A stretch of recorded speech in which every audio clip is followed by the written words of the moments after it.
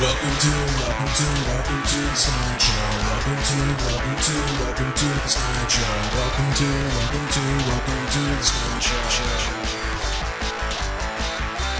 Movies, clicks, boobies, dicks, reviews, sips, theories, rips, big news, tips, doobies, shits. Welcome to the Snide Show. Yeah, talking about Adult Swim, fucking the new Adult Swim. It's kind of like the new FX animation. There's like, it doesn't, it's kind of that new style or either that or experimental. That's what I like about some of the FX stuff. It's kind of experimental animation and everything, but it's not derivative, but I almost dare to say I would prefer some derivative shit over some of the stuff that they put out. Well, yeah, I mean, we've gotten a far cry from traditional animation. Maybe that's the big difference, is a lot of things are just done on computers now, so they don't have that feel like things from when we were younger. Absolutely. And on that note, hello, and welcome, one and all, to the Snide Show. I'm your host, as always, Corey the Curator, and I'm joined today with my good friend and colleague and a comedian that I greatly admire, Joe Bridges. Hey, everybody. Hope you're having a good night in this chilly evening. Yeah, right? Yeah, stay as warm as you can, folks, wherever you are. I know even in Texas they're feeling it right now. Yeah, they got snow in a lot of Florida. What a world. This is the Snide world, folks, and we're here to just offer some little views, some little takes, some little remarks and whatnot on the world as we see it. Try not to take it too seriously. Mix a little bit of cynicism with a little bit of absurdism. A good old spicy, sweet, sour confection for your ears from Snide Studios. This is the Snide Show. You can enjoy the umami of life. That's right. Umami. Umami comes from like Asian cuisine, as opposed to the Latin American cuisine where they have eye poppy.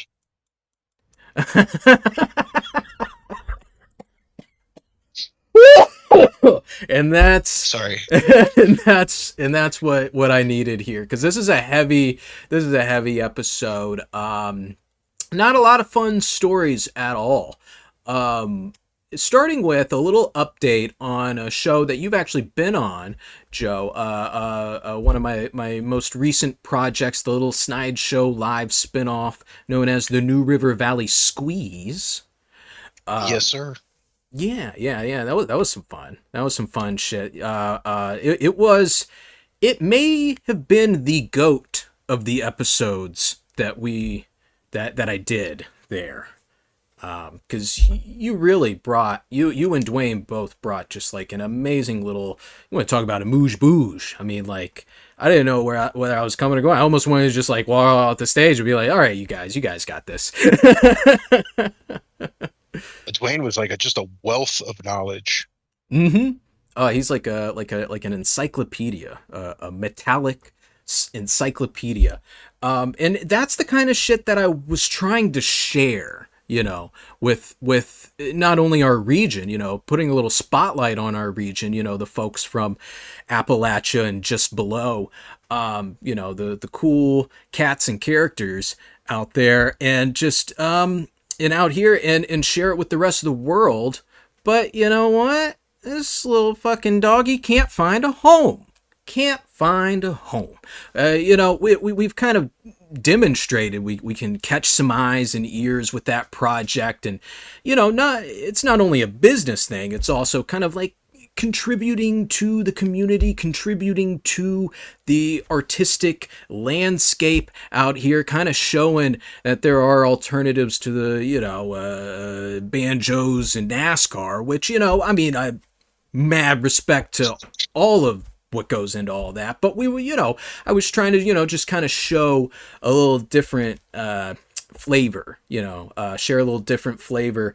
But between funding, venues, lining up things with guests, it's just, it's all not gonna happen without proper funding and monetization and stuff, which can't happen without the promise of some venues.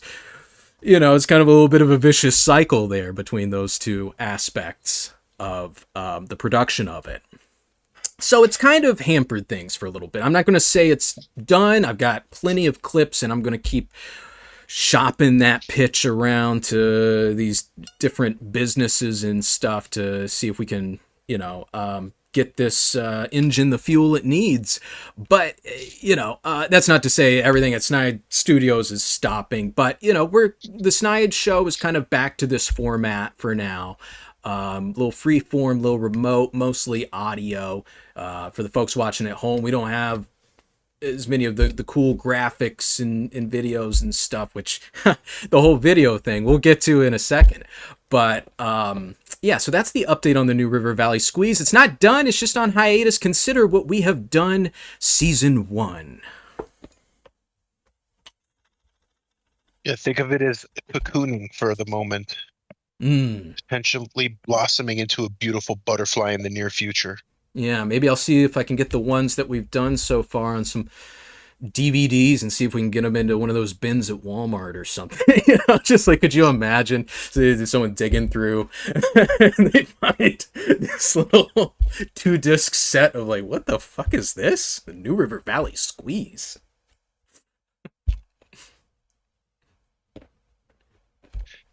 Yeah, I don't know what people honestly would think. It would really depend on how cool they are, because somebody might find it and watch it and be horrified, or somebody might find it and watch it and be totally enlightened and exposed to stuff they didn't even realize was around here. Oh yeah, because there's a rich comedy community. It keeps growing. The artistic community with all these experimental folks, not only from the universities and surrounding areas, but I've just been seeing so much cool outsider art.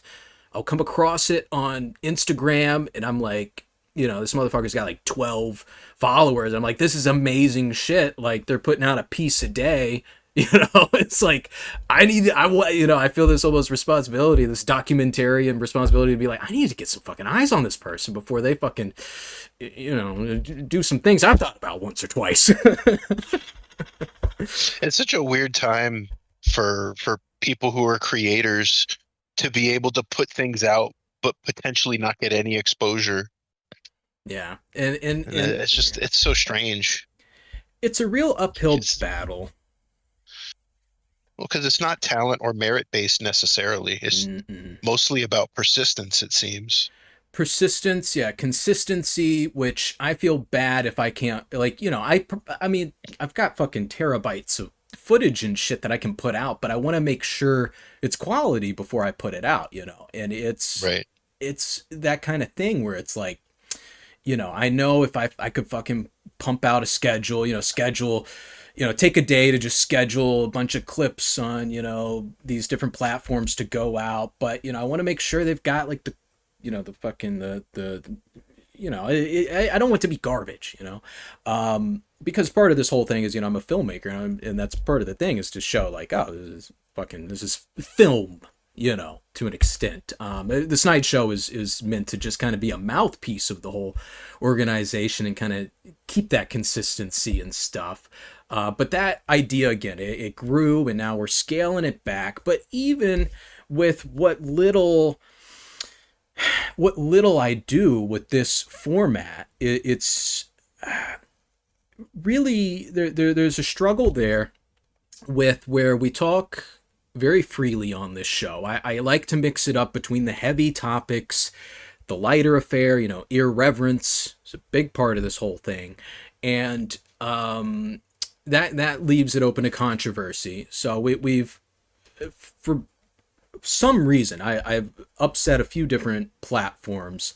There's the TikTok one. I've had to make a couple of different Snide Studios accounts, and that was a setback in itself. The again, you never know why with these things. You just get an email and you're like, you're out. Like I had it happen with an eBay, and I'm like, what?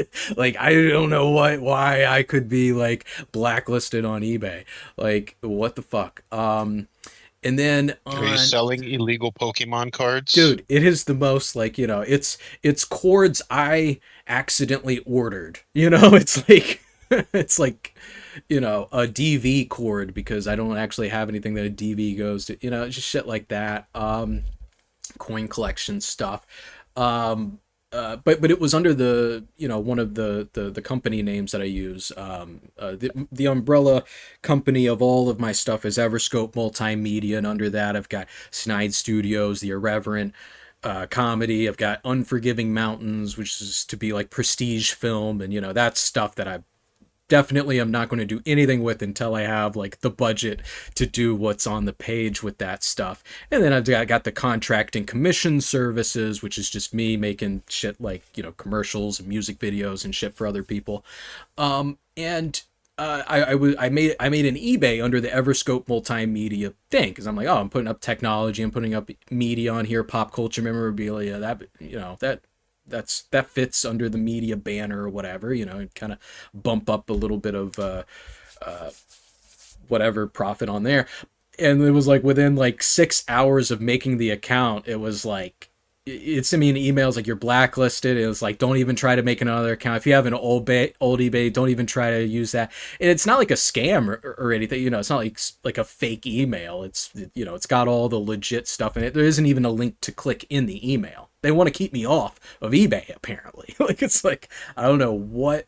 And I'll get to theories in a second of what is going on with some of this stuff. But and then fucking Instagram. I might have told you about this one, Joe. On Instagram, we got like a weird notice that was, it was just it was basically like a shadow ban in so many words. And like on certain people's accounts, if you search Snide Studios, we won't even show up on Instagram. Like you have to already be, I guess, in that algorithm for it to even show up on your Instagram. And again, can't figure out why. There's there's nothing that is indicated. All that I've gotten is a message that it's happened. It's like, hey, you've been limited or whatever. So I can't remember exactly how they put it, but I've got like screenshots and stuff.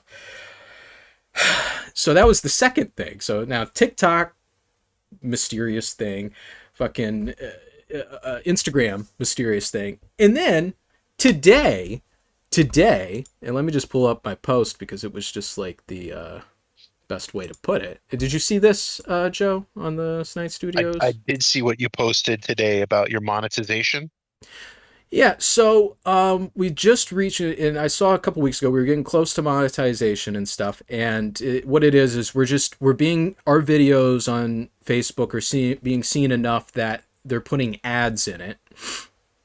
But due to two different things. One is when we did that episode of New River Valley Squeeze, we had the clip from the Vavitch, and I knew that was going to get flagged, but I knew I was going to edit it out too. So like, edit it out, put it back up, whatever, but it did, like, during that live, it triggered something. It wasn't like a strike or whatever. It was just like, hey, if you made money off of this video, NBC would get that money, but today I got the, first of all, it was 2 notifications. That's right. I put it down in the comments. So the owners of the clips that we use in Clip Chomp, that we do commentary on, most of the time they're muted even, like if they have music or something. And they're starting to have our videos monetized that have that kind of stuff. But the quote owners of these clips are collecting the revenue. So and they're not even the creators of the video. So for instance, there's Supercar Blondie and B Viral are the two that are collecting from the last Snide show live at Sharky's. And there are changes to the video because of a copyright match. Following actions were applied to your video by Be Viral because it may contain 33 seconds of content they own. Ads were inserted in your video worldwide. Copyright content found from this timestamp to this timestamp. But the thing is, Be Viral and Supercar Blondie, if you go to their Facebook pages, these aren't videos that they own. They're reposting videos that they take from like Reels and TikToks. So they're not even like, so they're taking money that, whatever 20 cents I would get, like 20 cents or whatever. They're taking that and giving it to these other people that, quote, own this content, but they don't, and so it's another weird hurdle in these platforms. That's very strange. I didn't realize, like, is this something that's happening, like, beyond this? 'Cause I haven't heard anything about this, and so many content creators use clips and, splice themselves into a clip playing in the background. Yep. Does that mean, like, none of these people are going to be making money anymore? So I couldn't even find that this was like a new thing, and my theory behind all of this is that it's not as if, unless there's some, the earlier stuff, unless there's just like a hater or whatever, but it's not as if I think a human is on the other side of it. But yeah, I think it is like, it's like some AI or robots are reviewing these videos and they're determining like, oh, Supercar Blondie put the first video version of this up on Facebook. They are the owners of that, but I've seen that this may be due to more implementation of those AI, because they're putting like language models in charge of this or whatever. They're putting like these like very simple that seem great AI, but they're not really, there's no logic to what they're doing. So it might be that the AI is flagging it in this process. But when I even went through the appeal thing, all of the options for like essentially the truth like were grayed out. So the option that was like, oh, they were doing commentary on this, that was grayed out. I couldn't even click on that. It's like wait, what? Like what is happening here? Like they're not even giving creators recourse to appeal this, But I don't know how much it's happening with these other creators, because I'm still seeing, those reaction videos like you were talking about, getting like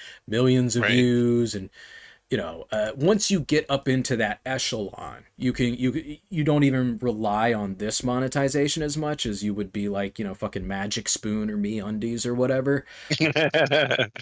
But it was just a milestone I was looking forward to. And also what it's kind of translating to me is that I'm extrapolating that this is just going to make that whole format problematic for my purposes, which is really disappointing, because it requires a little less effort. It's also, it's a skill to make jokes about fucking these we're not just making faces at these videos. We're like making, in your case, slam dunks that are better than the video itself. So it's disappointing. Again, it makes me feel like maybe I should keep moving in a different direction away from that kind of content anyway. It's just unfortunate because it's a format that's easy to be consistent with. Also, well, I have two thoughts. Yeah, go ahead.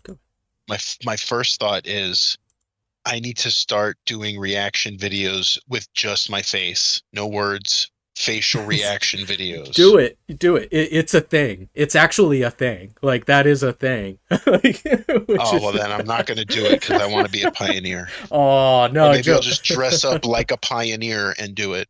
Here's the way you pioneer it, Joe. You do it expressionless. no matter what the footage is, just totally deadpan. But Be you the still, Buster Keaton of Instagram. yeah, and you're still like blinking. It's not just a picture of you, but you're like, blinking. You're still like, looking at it, but it's just totally deadpan.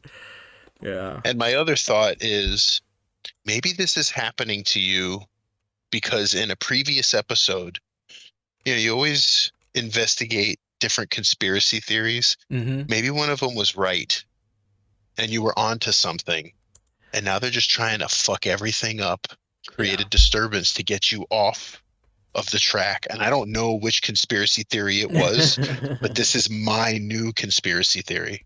What's funny is that the only one I've seen evidence for is the most ridiculous one, which was when I was making fun of the secret societies at schools, at universities. Hmm. And You I think this is like the Bush family, Skull and Bones is shutting you down now? yeah, man, because I did highlight like the reality that it is like a CIA pipeline. It's like a Boy Scouts for the fucking CIA. So maybe it was that. Maybe it was like or Yeah, and no. then your eBay got shut down. Yeah. Well, so that one was definitely just an AI bot or whatever, and I did see that happens to other people, but it did also make me wonder if it is somewhere in the tags of all this infrastructure, AI has connected Snide Studios and Everscope Multimedia, even though the whole point is that, like, it limits liability and association. It's the whole, this belongs to this, but it doesn't actually represent its views or whatever. It's the same fucking person. But yeah. So maybe it is like it knew, like, oh, Snide. And I think the Snide Studios thing, because part of it too, I did I'll speculate, but I don't know what to believe. I did oh, I forgot to mention one of the weird Facebook things we got on Snide Studios, and this was like a year or so ago, or actually maybe more, maybe a year ago, when I was working more with Bear Dance, and when I was pitching to different potential sponsors of the Snide Show Live there. One of the people I talked to was an owner of a vineyard around here, I won't say which one, who was like, I was in the middle of the pitch, very professional kind of pitch, and he was just, oh, like, so, that weed shit? You want to, like, talk and, like, smoke weed and shit? And I'm like, of course my face just red, and I'm like, I mean, that's an oversimplification, I would say. And he's like, oh, no, none of that. And then As opposed to if you would have done it while drinking wine, that was the thing which that I probably would was have been okay. like, what the fuck are you talking about? Like, fucking Hoda and what's her face on Good Morning America, like, fucking drink wine and fucking, like, what are you talking about? Like, Joe Rogan. I'm now, glad you like, said what's her face, because I just talked about the Bush family and the Skull and Bones, and you just conveniently couldn't remember Jenna Bush's name. That's so funny. Yeah, exactly. It's just like, that's great. Oh my god, you gotta clip that. That's so funny. That would be such a good little, like, uh trailer. But yeah, the yeah, it's such a hypocrisy and such a weird thing. And it turns out their kid, not to narrow this down more, but is an actor and is like super unpleasant on social media. I'll leave it at that. The kind of unpleasant on Facebook. Just like, are you trying to wreck your career saying this shit, dude? And like, we live in such a weird time where, when I was younger, it seemed like people who were in the public eye felt some type of responsibility Mm, to, like, make sure the bar is high enough for the people who look up to them who are younger to be like, I want to be like them. They're a good person. right. And now it's just like, oh, that guy's an asshole and he's cool. Yeah. Yeah, it is a weird. Yeah, it's all about like counterculture and stuff like that. But yeah, but it's so much hypocrisy too, though. Just again, because it's like the folks at another organization I tried to work with recently. It was like, oh, we want to attract more young people. And then when I brought the young people, it was kind of like, oh, well, not those young people. We want the mainstream young people that live a certain lifestyle that we agree with, not, Mm, people who are individuals. exactly. And that's ugh, just a million ughs, a million ughs. Well, I Um, mean, we come from a time where people are grouped by age and the things they associate with, and if you're in an age group and you're not into the stuff that the average person of your age is, it's like you're kind of useless to somebody who's trying to sell you a product. right. I think you're really hitting hitting the nail on the head there, because that is really, yeah. And not unlike some things that my lady has said about some of this stuff, where it is, yeah, I couldn't say it better. Um, so yeah, so that is to say, I'm gonna change a little bit of the format here. We're gonna stick to like the these remote sessions, kind of minimizing the graphics and video, because I don't want to be using some video or graphic that someone doesn't like, or whatever. And we're gonna just get back to this being more of what a podcast is, where it's folks talking, and we'll have some structure to it and everything, but we got to do what we can with what we have, and I refuse to stop. I refuse to stop. you know. Um, And the only downfall is I've been doing a Rubik's Cube this entire show so far, and nobody's getting to see it. I mean, I haven't finished it yet. I'm just kind of oh, messing around with it, but eventually I'm going to get it. yeah. I'll tell you guys But when I do. you know what? This is the magic. This is the magic of this format, where I just pictured you. You're talking to me, you're sitting back, and you got this Rubik's cube, but it's like going like hyper speed, but you're still casually talking. You know what I'm saying? I'm doing it with one hand. There you go. See, and then this is the theater of the mind, folks. The original film. This is what film was before before the moving pictures. You had someone with the last name Wells talking to you, making you believe foolish things and think foolish thoughts.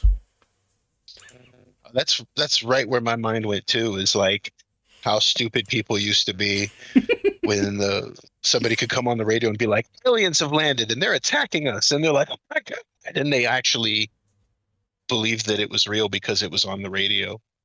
Yeah, that's for sure. That's yeah. Oh my God, yeah. They missed that first couple minutes or whatever, the disclaimer. Uh, But it's not. It's still kind of where we are. I mean, like a few Yeah. days ago, there was a big rumor that TikTok was being taken off of the internet, and it was down for like 4 hours. But Right. it created this whole big stir and a big story, Big and then it was distraction. a story of heroic new president coming in and saving us all by letting us dance to Chinese media. Dude, that homie did not like a few years ago. That homie had Yeah, a called for the ban and then saved it like goddamn Superman swooping in, making all the little 8-year-old kids love him. I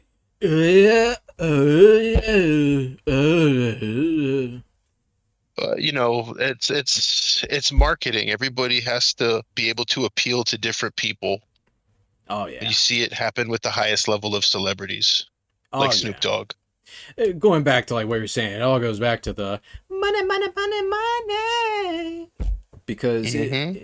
it's all about the bottom line. The truth doesn't matter, feelings don't matter, perspective doesn't matter, nuance doesn't matter, reality doesn't fucking matter. It's all about who's got the money, where the money going, where the money come from. And you know what?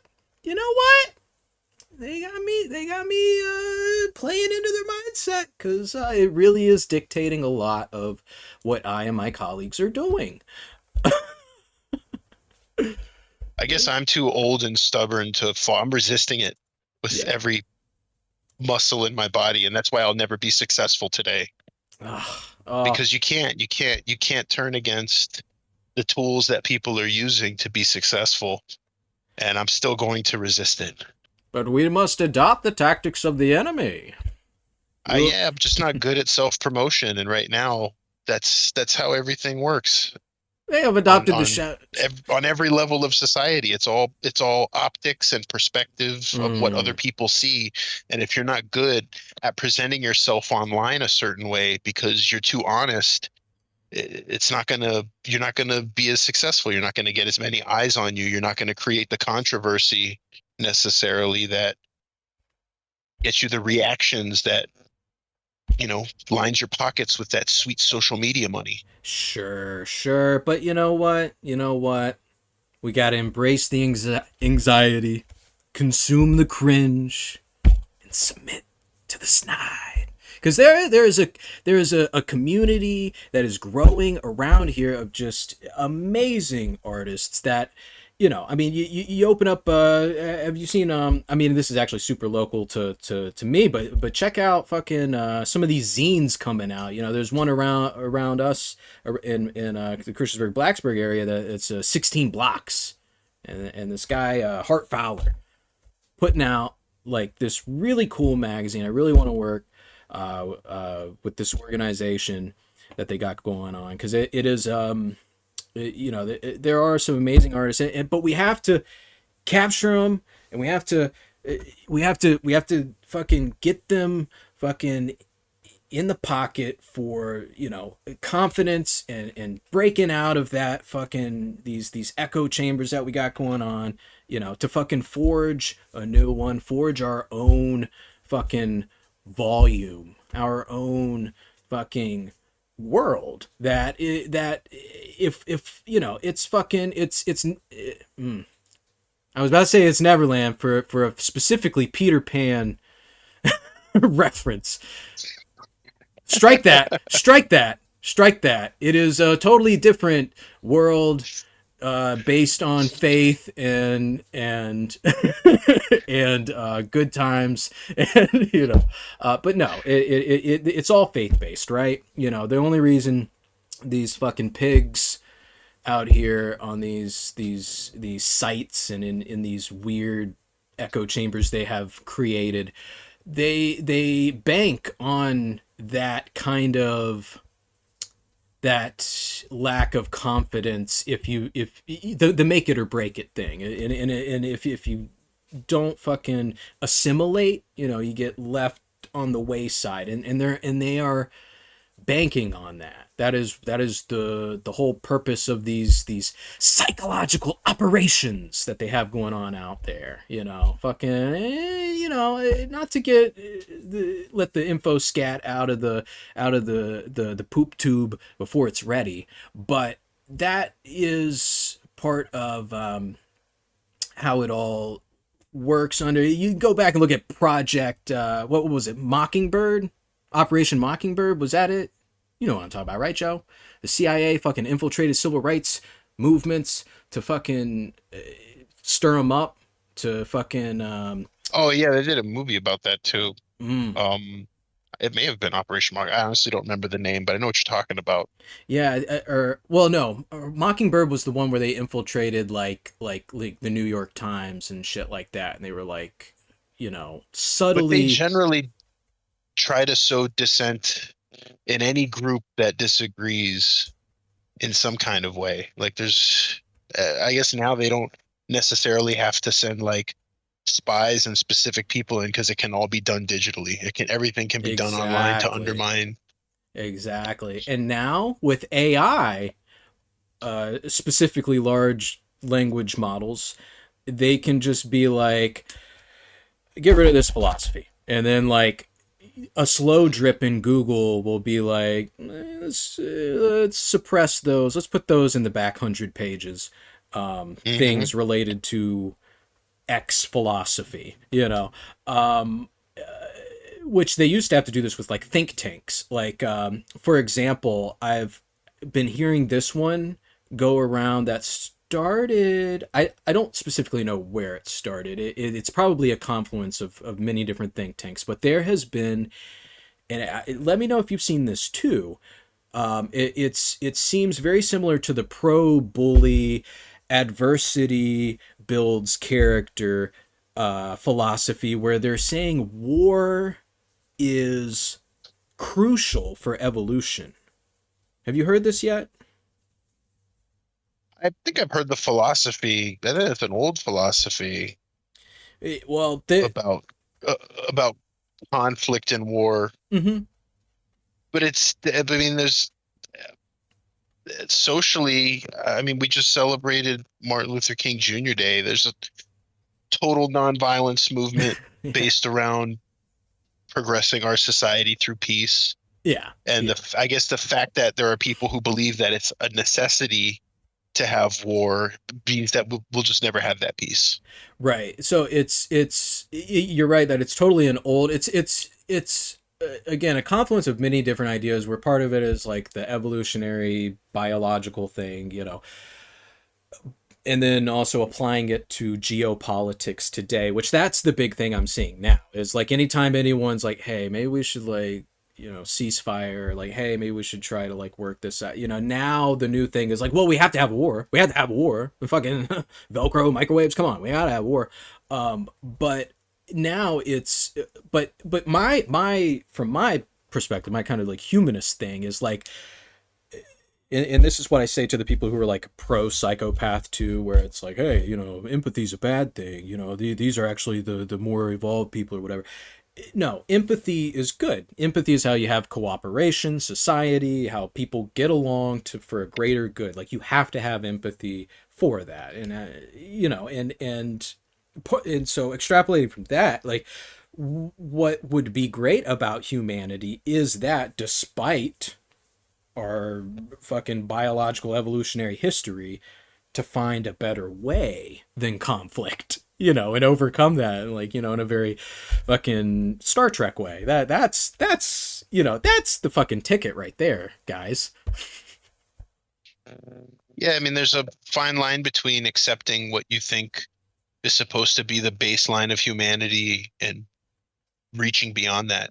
It's like I'm sure there was Mm. a time where most human-like things were like cannibals and like, and then you're like, oh wait, we probably shouldn't eat each other. Oh man, And then we evolved. when I stab people in the gut, it kind of makes my gut hurt. I mean, I guess that wasn't a thing for a lot of people though. Yeah, well, It's still yeah. it's not. I mean, I've never been in a fight. I can't imagine punching somebody in the face as hard as I can Mm. because I've not been pushed to that point, but just as a, like my general operations, I just can't. That's just not the kind of person that I am. So I'm very much with you on that. Like the idea of like stabbing somebody like, in the stomach. Yeah, that probably hurt my stomach too. Like I've gotten angry to where I've had like angry thoughts, but the moment that like anything in me is like I'm going to do something, I I biologically kind of shut down, And like I'm sure there are fucking alpha assholes out there that'll argue like, oh well, see that's what's great about psychopathy. It's like you can just do Yeah, you can ignore that. You it suppress that, and get and yourself then you're able to killed. punch somebody in the face. Yeah, and then get yourself killed. Like, and so, it's a whole mixed bag over like, you know, some psychopaths fucking survived the caveman days, and then other people with other people with empathy like survived through cooperation. And that's how we all are here today. I don't know how to begin to define objectively what is better than what in history, because obviously that's what got us here. But I know that moving forward in a world where we have things like nuclear weapons, perhaps the going with option B is the better way. Perhaps. Oh, I mean, we tried the other way, and it made the entire world have that bad feeling in their stomach. from our sponsors. This episode is brought to you in part by Savvy Sisterly Sales. Discover handmade gifts, art, and decor crafted with love by Savvy Sisterly Sales. From thoughtful keepsakes to charming handmade pieces, Savvy Sisterly Sales offers unique creations made to brighten homes, celebrate special moments, and support meaningful local shopping. Scan the QR code to browse their latest items, follow along on this journey, and find something special for you and yours along the way. Yeah. Right. And Right. never did it again. Right. You know, there's always the chance in the next few years that something hurts all of our stomachs again. Well, different groups are being, it's such a mess. But so that was essentially the slice of life for the studio. Joe, tell us what's new in your world. Oh, not much. Just the last time we spoke, I had just gone through the Hurricane Helene situation where the town I live in, Damascus, had gotten flooded. And we've been recovering here. And personally, in my business, I've been recovering and rebuilding and getting new equipment and preparing to reopen. And everything's looking good. Right on, man. I am so glad to hear that. I really am. That was such a devastating thing to see, even from the outside perspective. So I'm feeling great relief for you, your family, your community, and I'm glad that you're not in a FEMA concentration camp. Imagine that. Yeah, they did offer us one, just the Jews in the community. So it would have been me and 4 other people, 3 of which I'm related to. Right on. Yeah, I could see where, you could make it a good time, if someone's got a violin or something, but yeah, no. I've always wanted to see, there's like a Jerry Lewis movie where he plays a clown who was in a concentration camp who made the people laugh. Oh, I've seen clips. I really want to see that movie. Yeah, right. Oh my God. Is that lost media? Is that is that out? Can you get that? I think it's one of those things you can find it, but it's really obscure and hard to come across. Right. Was it Silo or yeah, there's something about a whole. It was he was like a doctor or something, and he dressed up like a clown in the concentration camp. Yeah. Man, we should remake that movie together. Oh, right. But base it in a North Carolina FEMA camp situation, taking that whole hysteria seriously. Oh man, the sets would film it in Asheville. Yeah, and the sets would be. It'd be really simple. You just put. They're still rebuilding. Yeah, and fucking entrepreneur brain. I'm we could probably find some organizations there that might, we could do it in some way that it's mutually beneficial. Some of the proceeds go to them. They let us film around there, but something again tells me that they may not. Crazy. Mm-hmm. Just would have never imagined, because I'm from Miami, would have never imagined a hurricane hitting the mountains. Whew, yeah. It was. Yeah. It was like it was chasing me, and it took 10 years to get me. Yeah. You just kept moving north and into the mountains, and then but no, the fucking. And the weather found a way from Florida. Yeah. Well, did the weather find a way, or we'll get to some theories here in a minute with Topical Punch. I've got a little mini info scat. There's something there. But my slice of life, just real quick, personally, that was all professional earlier. Our Flag Means Death, great show. Sucks that it was canceled. Everyone out there, go watch it. Fucking petition to have it put back on. It's an amazing show. Had great views, great reviews. I don't know what they were thinking canceling it. Have you seen this show, Joe? I watched the first season and enjoyed it very much. I'm a huge fan of of Reese and Taka and like the guys from New Zealand. Mm-hmm. Been aware of them for a long time. Flight of the Conchords and stuff. I have not seen the second season. I've been saving it until I'm in need to like binge something. It's you well, that's good because I am disappointed that I finished it. I'm probably going to watch it again. It's so good. And well, no, actually I have three episodes left. Sorry. I have three episodes left. And I am trying to savor them, but we keep resisting the binge. But it's hard. It's hard because they go so quickly. They're 30-minute episodes. They go so quickly. There's a whole rabbit hole as to why it got canceled. I'm not gonna humor a lot of that. Hollywood does this shit, but it's there are weird controversies with that. So folks, go look into that. Go Google "Our Flag Means Death" canceled, and it'll come up. You'll find it. It's very strange, but the whole Warner Brothers network is making a lot of questionable moves. Has been. Yeah, yeah, go support the show. Hopefully they'll pick up more episodes somewhere else because it's one of those shows that it feels like they could just keep doing. It's so weird how shows get picked up and dropped. And was it a social? I'm not aware. I didn't even know it got canceled. Is it a social thing?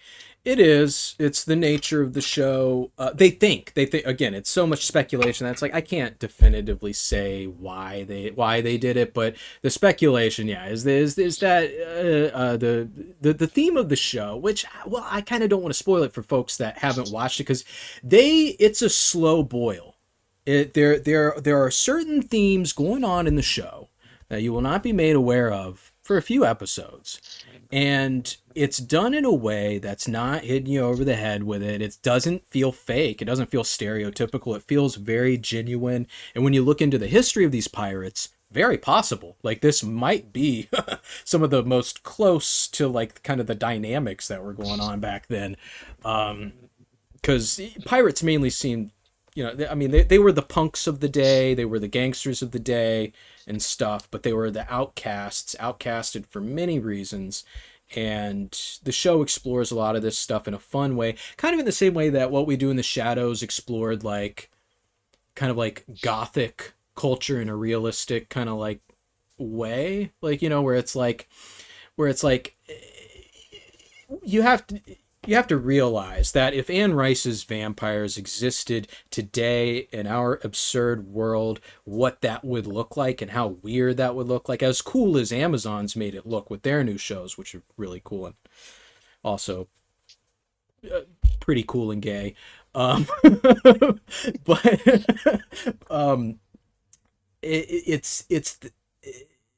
it's genius. It's genius. It's happy. They're doing something with the writing that's on a lot of different levels. Like you said, you're familiar with Taika, so you know they do this. They're very clever motherfuckers.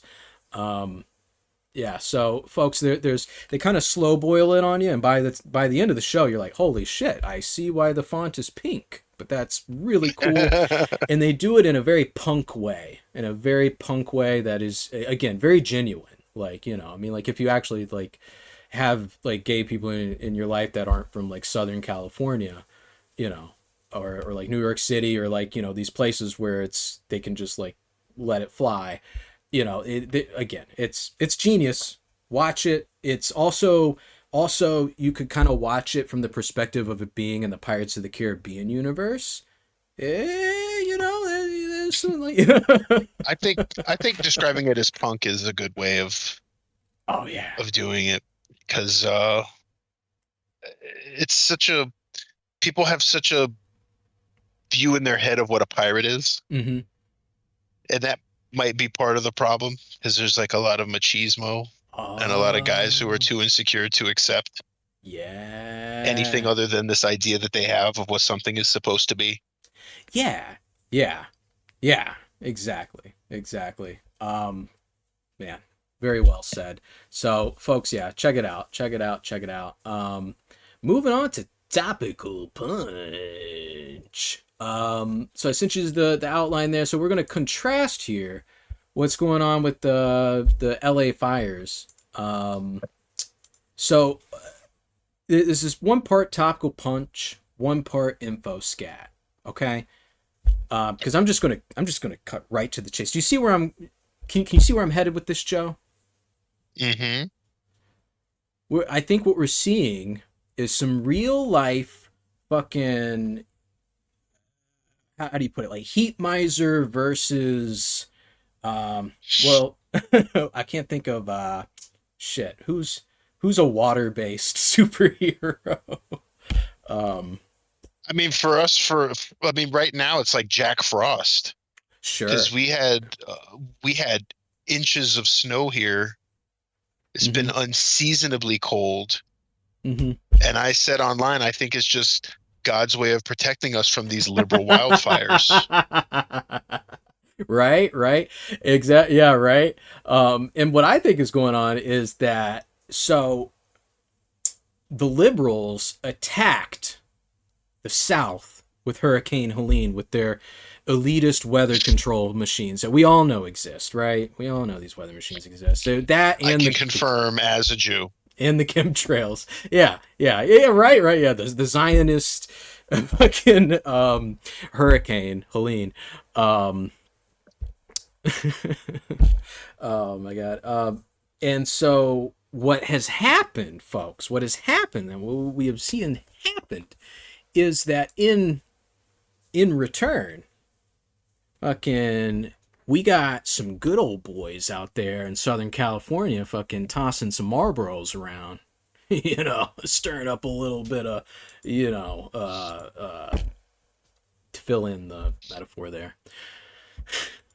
You think some good old boys loaded up a Camaro with a meth lab and drove it across country to Yeah, a redwood forest and just blew it up? yeah, yeah, yeah. Exactly. So that, at least from my perspective, that's what I mean. From my, excuse me if it sounds a little beyond the realm of possibility.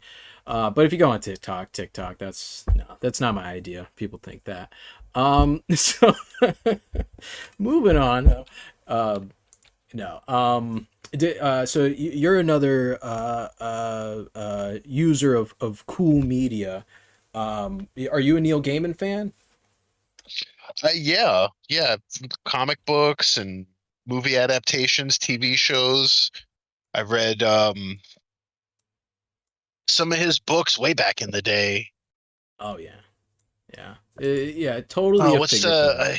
I can't right now. I just poured water for my cat, so my brain's not working. What's the the show he had with the angels and the demons and Bad Omens? I read that book a Yeah, long time ago to the point where I forgot about it, and then when the show came out, I was like, oh, and I don't remember any of it. So I yeah. mean, I mean, great writer, I guess great. he's not my favorite author, but Sure, I've sure, enjoyed sure. some of his work. It can be like it's very auteur. His perspective is definitely his perspective. But sometimes I do get him confused with a much better writer, Grant Morrison, who is also like a similar kind of like vibe and whatnot, and not just because they're both from the UK. Okay, folks, not just because they're both from the UK, but no, it's I think Neil Gaiman does like kind of I don't know if oversold. I mean, I don't want to insult him just because of the allegations, um, the which I haven't gotten super, like, I haven't looked very far. It's so um the shoot, I had it up, but I can't find. I had more notes about this. I also have more notes about the wildfire thing, but I can't find those notes. So, but yeah, so it's very similar to like what happened with Chris Hardwick, Army Hammer. Are you familiar with those cases Hmm. where you Yeah. had the? Mhm. Sorry, are you about to say I, something? it, oh yeah, I was just gonna say it just seems like the difference though is Neil Gaiman has had more and more as he's denied the allegations that are being presented, like more and more women have been coming out. Yeah. And I don't think Chris Hardwick had like a large bevy of women who were like, yeah, this guy's a piece of shit. True. I think he had just the one. Just the ex, yeah. Yeah. But what the similar thing with all of these cases, folks, is that all three of these cases, and the Army Hammer, probably the creepiest, but also maybe the least of one that actually happened. So the they all have kind of been guilty of these acts where it seems like very kind of BDSM things going on without the consent, like just kind of being like having these crazy sexual expectations and just kind of pushing himself on for Neil Gaiman's case, it was the babysitters, right? It was kind of like a series of nannies. Mm-hmm. Where it just anytime no one else was in the room, or sometimes when like the kid was in the room, was just like, hey, do this wild sexual act. And obviously, in their case, and I think some of them were like straight up like, no, I don't want to do that. But like, there's also just a great power imbalance there where like also just it's such an absurd thing. I could see where someone might be like, if I go and would they believe me if I fucking went and told like what he wants me to do? Like, Yeah. No, and I saw something earlier today where somebody said snitching is the worst thing you can do. Yeah. Unfortunately, it's this whole culture of suppression of this stuff. So I commented on that person's post about how terrible snitching is. I'm like, yeah, remember that, victims of crimes. Right? Next time you get raped, snitching is bad. Ugh. Don't ever tell. It's just, Ugh. I don't know. We're in such a weird place socially where there is a culture of snitching being bad, but then there's so many terrible people doing things. Like, there's got to be justice somewhere. Can't just let people get away with things because they have a level of power, or you think like they're contributing something great to the culture, so we give them a pass. Yeah. And going back to, and this is something I talk about a lot on this show with psychopathy, or these people that with these antisocial kind of things, talking more about the predators, is that there is this, they are rewarded for being overly confident, rewarded for being dogged about their persistence, like you said, persistence. Like they're able to shut down inhibitions and just fucking do things. And sometimes those things are great works of art. Sometimes it's a surgery. Sometimes, I mean, like there's a big thing of like, like there's a large, and this isn't saying all surgeons are psychos or anything like that, folks. So calm down. There is a high degree of people in the surgical field that have less empathy, and it makes sense for like, if you're going to cut a motherfucker up, like your mirror neurons. Again, going back to like, oh, I kicked someone, I kind of feel like I've been kicked. They don't have that slicing into someone. Right. People like Neil Gaiman, Bill Cosby, Harvey Weinstein. I mean, I don't want to sound like like everyone else but these are the big, the big ones where they've just been able to just have successions of like people that they just fucking like a revolving door of victims. Yeah, so it's so strange how some people get unchecked power, and it's just like, even if it's just a small taste of it for a short while, and then they become monsters.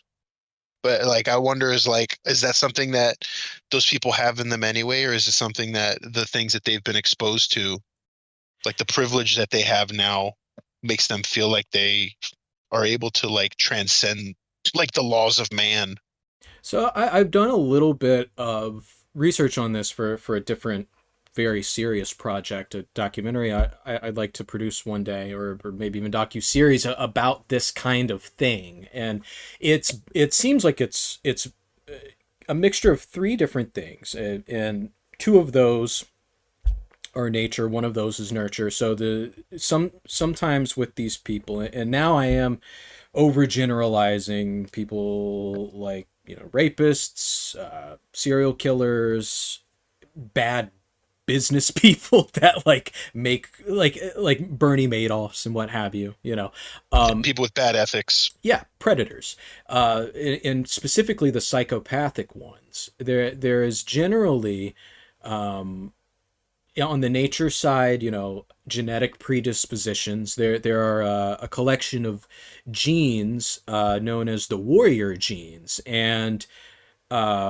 it's a crazy amount, like a crazy selection of genes. Some of them are also what they call the daredevil genes. These genes, some of them, you get a high amount of dopamine along with adrenaline. Like when you get an adrenal response, you get a dopamine response. Now, Joe, something tells me you're something like me, where when you get an adrenaline spike, tummy upset. Because Generally. that's me. Like when I don't like adrenaline, I don't like that kind of stuff. Now, I don't like risky behavior, unless of course, like, roller coasters, what have you. I'm sure this is something that exists on a spectrum. Then there's also one where it's it's just less inhibitions. Like, that part of your brain that has inhibitions and impulse control is just not there. And some of this overlaps with like addiction and stuff. And so again, not to say that all of these genes are turned on all at once. It's you have so many of these genes out of so many of them that kind of makes you more of an antisocial person. There are these genes that, again, the risky behavior, trying to think, there are more. So folks, if you Google daredevil genes, warrior genes, like, you'll find this whole rabbit hole. But what's funny, and this is why you got to be careful, and I remember a geneticist told me about this, but the another one of these genes that in this set, when it's turned on, it's the gene for male pattern baldness. So it's like, Oh, great. right, which again is not to say like all bald people are psychos or whatever, but it's like there's this big mix of genes, and that's why it's so chaotic and hard to predict and hard to really, do any pre-crime on or what have you. These so there are those genetic predispositions to being a psychopath, and then there are the nurture, which is trauma is a big thing. Just any kind of trauma, I mean, people are like, Majorly. oh, it's mother trauma, oh, it's father trauma, oh, it's divorce trauma. It's like, nah, it's just trauma, brah. Trauma not good for the brain, brah. Right.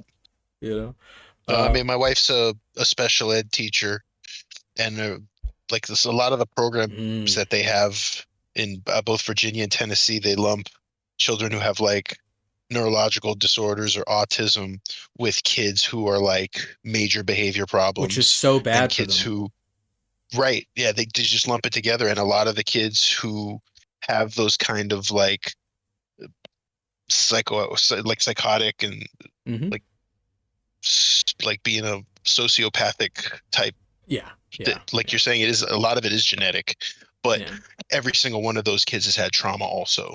Trauma is always a part of that equation. Exactly. Not everyone that goes out and commits crime has trauma, but chances are, if you commit crime, you have had trauma. Like not every, what I'm saying, or did I say that? Not everyone that has trauma commits crime, but there you go. People that commit crime more than likely have all had trauma.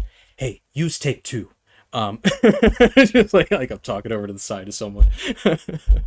But yeah, it's like even if somebody hasn't been abused or mentally, like neglected in some way, there's always something. There's financial problems growing up that, it doesn't have to be you were abused by your parents or Yep. something horrible happened. It could be something that other people would think is like nothing, but Yeah. that's your trauma, and that's the shit that you carry, and it's the thing that affects you. Exactly. Exactly. Exactly. Which brings us to our third, my third kind of metric here for what I see as how these things happen, especially when it comes to like the rich and powerful, is there's another word that goes on to this, but it's a form of empathy gap.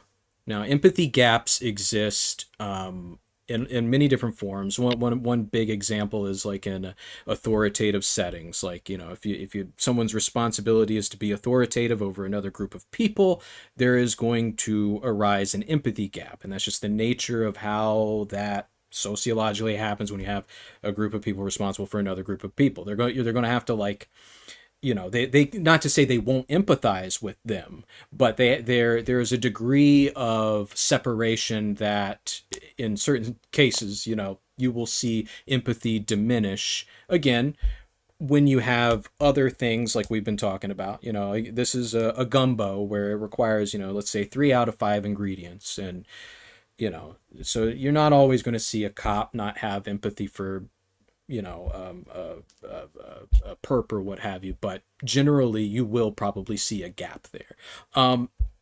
This empathy gap, the the biggest one is I think it's the capital empathy gap or monetary empathy gap, maybe monetary empathy gap, where the more money that you have, you will have less empathy at large. Like that's just a thing that we've known since like the fucking 1950s. It's why the game Monopoly even exists. Another rabbit hole, folks. Go Google it. Is to I study hope this. I hope one day to get to the point where I can afford not to give a fuck. Like just not like yeah, and so going to, you know, so you can see why someone like a Neil Gaiman, who maybe, you know, we don't know, let's take Gaiman out of it, but let's just say, you know, let's put a straw man there of to represent like a sexual predator who's like rich and powerful. Like maybe they weren't always going to be that, but some of this stuff that we're talking about happens. You know, they have some kind of trauma, usually sexual trauma, or they were like an incel who like this is how they found a way. You know, that's what you saw. I think with if you look really hard, like I think that's kind of what happens with dudes like Cosby. Let's not say it's Cosby specifically, but there is like a certain population that they had a hard time getting laid, and then they fucking put, you know, the makeup on their face and started, you know, fucking shredding guitar and it wrote Beth, and now they can fucking, you know, exploit that power and money for sex. That's not bad, right? Inherently it's not bad. Like there are ways where it could become bad in situations where you have someone who doesn't have empathy and gets a large amount of dopamine and serotonin and other oxytocin, good feeling chemicals from being a monster. So They also you could have trauma associated with women, mm, and now because they're in a different position, they have like a lot of bitterness and hatred towards women, oh and yeah. it comes out sexually because that's where they Yeah. Yeah. Yeah. where they Yeah. can take advantage. I think you're right. I think you're right. Like from the aspect of males, because you know, I mean, I'm not going to say that.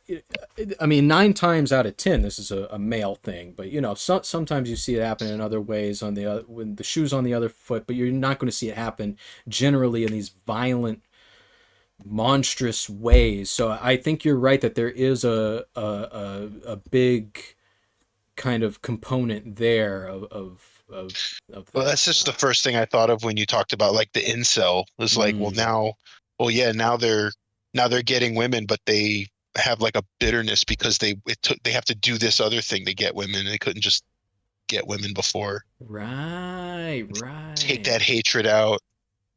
Yeah, I yeah. don't know. As an incel, that's just what my thought was. um, um, it, it's, because it's, there is a big component there are the pathos, that's the word I was looking for, pathos there, especially from the modern perspective of like what we're seeing happening in these communities like 4chan and shit like that, of just like people that just with the wildest ideas of, I don't know, that's a whole other rabbit hole, but give one of those motherfuckers $1 billion and Netflix deal, and I could see where that would formulate some of these behaviors. Absolutely, absolutely. Just a second, let me see if I can find the notes for this, because that actually we did want, you actually wound up filling in some of the gaps there. So I've got one more story here. There's a conflict in my area between UVA and their transplant center and Carilion, which is the big. Do y'all have Carilion over there, Joe? No, but I come up to Roanoke for Carilion for my daughter. Oh, okay, okay, yeah. It's Carilion. People can say what they want about the organization, but it's they are what they are, and they have the medical resources in this region for the most part. They are a very acclaimed for many different reasons. I would say they're not as bad, because there are some controversies, of course, with things like overcrowding and administrative things, but they're not as bad as, say, a Lewis Gale, which is for profit, whereas Carilion is I believe not for profit. They're seeking to establish a kidney transplant center at Roanoke Memorial Hospital, aiming to address the healthcare needs of patients in Southwest Virginia. One of those our very own AC Adam Cox, my cousin and lifelong creative partner.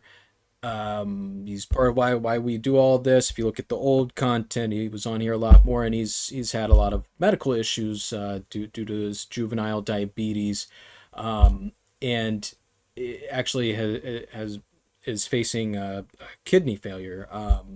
And we were actually even looking into, I was going to fucking take mine out, pop it out, and give it to him, but I may not do great with just one. A lot of people do great with just one. I was told I probably wouldn't. So the he's on the list to get an exchange, either with living donors, or if he can find one, or actually a kidney pancreas dealio. They can do the whole dealio, and it'll even help with the diabetic situation. But the current nearest transplant facility is the University of Virginia hospital in Charlottesville, which is a 2 to 4 hour drive for many patients in this region. I mean, and there is some weird, again, it all goes back to fucking politics and shit. UVA Health has expressed opposition to Carilion's proposal, citing concerns about the necessity and potential impact on existing services. A staff analysis by the Virginia Department of Health previously recommended denying Carilion's application. In response, Carilion presented its case to the Virginia Department of Health's Division of Certificate of Public Need, emphasizing the growing demand for local transplant services. So there's this whole big thing trying to block it. Apparently there was a program in the 90s that they keep citing. Everything I have here is from Cardinal News, WSLS 10, those two sources. So there was one in the 90s that apparently didn't have a high enough demand, or they lost a surgeon. Actually, I can't find that part here. But yeah, Is this just because UVA is they don't want to lose the money? bingo, They bango, want to have a boingo. monopoly on this. They want to have a monopoly on the surgery so that people don't Ba-ba-da-da. have a cheaper alternative somewhere else. Ba-ba-da-da. You've won, Joe Bridges. Come on down. Yeah, yeah, that totally seems like what is happening. Great. Now my eBay account's going to get suspended. Yeah, yeah. Correctamundo. You are now blacklisted. Um, yeah, that seems to be what it is. It's a big money thing. They're afraid because, extrapolating again, them being like, hey, you guys couldn't handle this 30 years ago. Are you sure you still want that kind of makes me feel like part of their concern is that if that happens, they'll lose. Maybe there are more people around here that need kidneys than people around there, and they'll lose their program and funding and what have you. Yeah. So, and it really sucks because, again, I'm seeing it personally in my own life and how this kind of shit is. Because, I mean, AC, he's got 3 kids, he's got a wife, he's got parents, brother, he's got like, these people that rely on him. We all rely on him, and to see this kind of stuff, I mean, it's really hampering his ability to do things, just fighting this illness in itself, to compound that with these regular trips to UVA, amongst these other, like, medical stuff he's got to do. It's like, come on, guys, come on. Like, I hope and this is that in thousands our of people. lifetimes we get to see a drastic rehaul of the way people are cared for medically in this country. Yeah, Like it's so gross, and right now the pendulum is swinging so far towards just lining corporations' pockets that it's gonna have to come back the other way, and we're just gonna at some point have to fall into humanity and take care of each other instead of doing everything for $1. yeah. It can't continue to be the like the dollar cannot continue to be like the value of everything. Like, that is just a wildly wicked way to construct a society, especially a global society, on a national level, state level, any level. It's preposterous to be like, this one thing, this one imaginary fucking this thing that supposedly is supposed to represent resources and value. I don't see how. I don't fucking see how. I don't see Yeah, how. and it's not global. It's just an idea that we're trying to spread globally because so many other countries are just like healthcare is just a part of life and we're going to help you with that Yeah, instead of like we live in a country where people die because they can't afford to pay a bill. it's They're so insane. worried that the bill's going to break them that they won't get a surgery, Yeah. and it's pathetic. Yeah, yeah. And oh man, well, I could. That's just such a good. On that note, we're seeing a little mini story here. We're seeing a similar thing happen with folks who are under the monopolies of these power companies, these coal-based power companies. In my neck of the woods, it's Appalachian Power. Who gives you your juice? Oh, me, Appalachian. I had an Okay. issue with them. I got a ridiculous bill Mm-hmm. the first month that we had cold weather because unbeknownst to me, in the flood, all of my air ducts and my intake and everything are under my house. Water came in and disconnected some of my duct work. So when I had my heating on, my house wasn't heating efficiently, but apparently Jeez. under my house was, and I got a bill that was like over $600. What the And fuck? they were very adamant about not being able to do anything for me. And regardless of what happened, the power was used and I have to pay for it. Oh my god. So there was Yeah.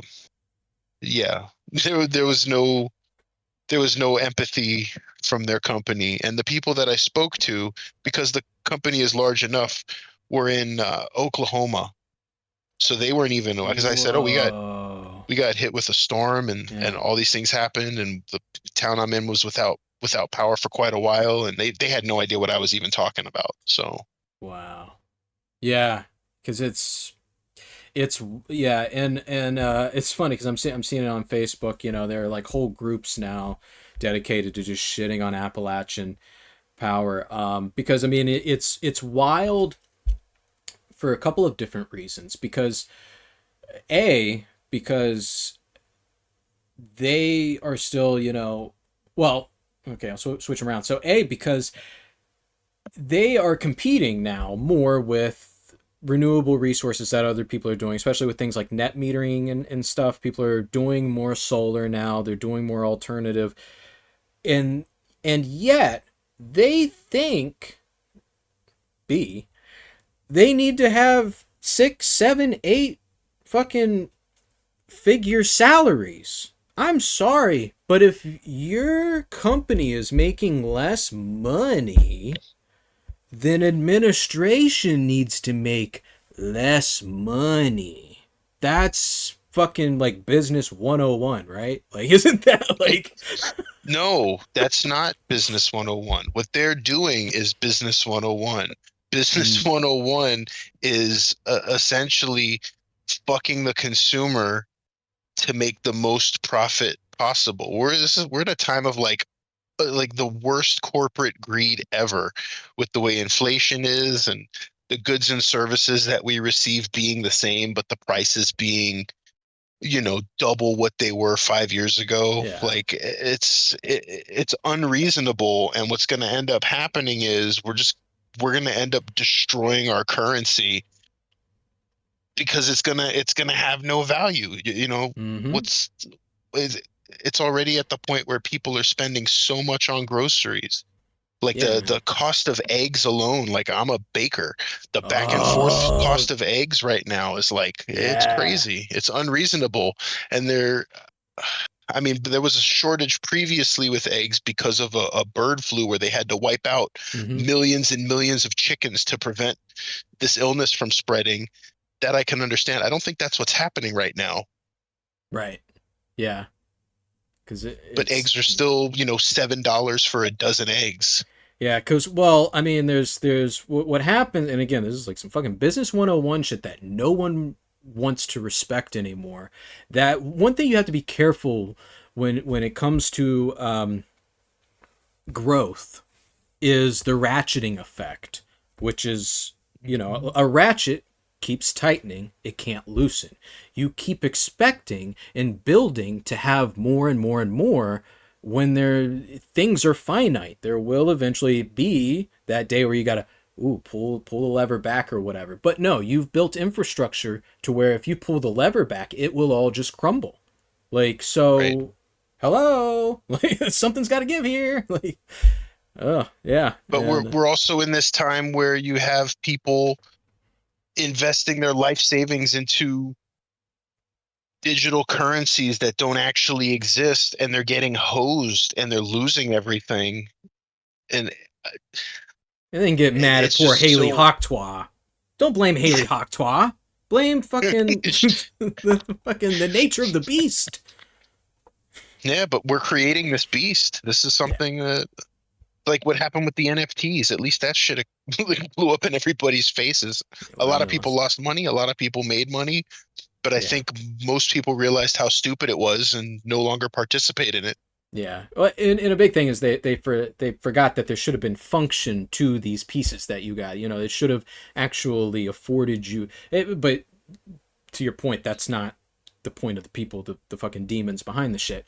But yeah. So, so much digression, all the digression in the world, folks. We're giving it all to you. We just fucking put the biggest set of balls possible on the Snide table for all of you to enjoy. And I hope that you enjoyed these sour, sweet, salty balls of entertainment. Joe, I couldn't have done it without you, because I could not have. I mean, I would have quit a while ago with a red face if I was sitting here talking about all of this by myself. You brought the levity, Joe. You brought sanity, actually, I feel, at certain points. And I can't thank you enough. I hope that we continue to do more of these. Absolutely. You know, you can't spell levity without Levi, one of the key tribes of Israel. Fuck yeah. I was in such a through that, like I was like on the swing and the swing started to go over the top of the swing set. I didn't know if I was going to make it down. I was like, "What? Where is this head Levi jeans?" And you brought it back and I fucking it was a wonderful ride. It always is with you, Joe. I can't thank you enough. Let folks know what you're up to, where they can find you. Oh, well, you can find me online at Joe's Not Joking on most platforms, I guess Instagram, really just there. I am on TikTok, but I don't know if when this airs, if it's still going to exist or not. The Or back and forth of it all is just too much for me. I'll probably be stepping away from the platform, to be ugh, honest. yeah, or if people are even Other going to be than able to see your that, shit, because yeah, it's so much suppression is going on there. But yeah, so let them know where I else they just can find. gotta start learning dances, and then I'll make my resurgence back on TikTok doing Yeah, dances. clean up the Uh, algorithm. other Otherwise, I'll be baking in my kitchen in Damascus, taking private orders from people, and showing up at Blue Ridge Comedy in Bristol Wednesday nights for open mic, and I'm there most weekends, honestly. Fuck yeah, he's roasting, he's baking. Go fucking enjoy him, folks. Um, Again, I When feel. when he says roasting, he's talking about cannabis because my humor is very kind-hearted. I don't insult people. But no, you do a little self roasted there, like I mean, I'm not saying Oh you're like, yeah. yeah, I'm not Oh yeah. saying, I will yeah. destroy myself. But no, yes, you are so kind and you're so awesome. I'm glad that you also are blessed with the miraculous empathy. And let's continue to use it on this cynical bullshit, folks. Again, I hope you enjoy this. I hope you enjoy more of this. This was the Snide Show, and you all should stay snide.